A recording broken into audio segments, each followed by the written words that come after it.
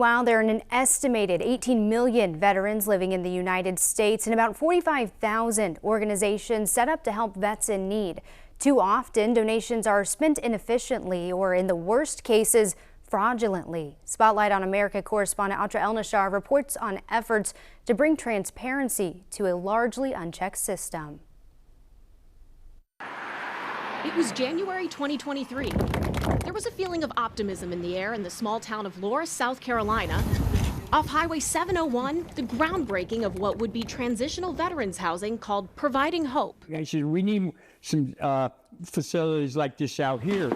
Bruce Donegan was there, a Vietnam War Navy veteran and department commander of the South Carolina American Legion. He never stopped serving his fellow vets. He had high hopes for what this place would bring. Like, people can stay overnight once or twice. They can get counseling. They can get learn how to do interviews. After the groundbreaking, there wasn't much else. The CEO of Providing Hope VA, James Earhart, pleaded guilty in July 2024 to a federal money laundering charge after taking hundreds of thousands of dollars in donations to pay his own salary and personal expenses. I just shook my head and said, I don't believe this is happening. Donegan worries Earhart hurt more than just his small town. It makes other people that want to, the public that want to donate, kind of leery. The watchdog group Charities for Vets lists over a dozen examples of fraudulent, or at the very least wasteful, activity by registered veterans charities all over the country. They comb through the finances of America's top 100 veterans charities. Which ones are the most efficient and effective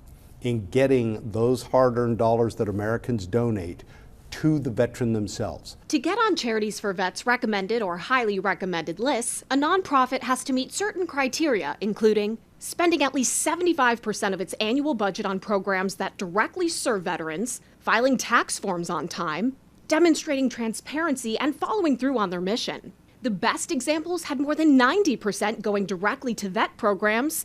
The worst spend more than 75% on overhead. For retired Commander Kirk Lippold, this is his mission now. A board member of Charities for Vets, he's seen what happens when dollars don't go where they should. Lippold was the commanding officer of the USS Cole on October 12, 2000, when Al-Qaeda suicide bombers in Yemen blew a hole in the side of the ship, killing 17 and injuring 39. But a lot of people that wanted to help, you never saw some of the funds that were given to their organizations truly used to help out those families who had lost a loved one. Both Lippold and Donegan have seen the best and worst sides of the veterans charity space. Their work continues as if they never took off their uniforms. The sense of loyalty that you have, the sense of service that you clearly still feel for the men and women who served alongside with you. As you get older in life, as you gain experiences and perspective, you want to find a way now to give back. You know why? Because veterans, we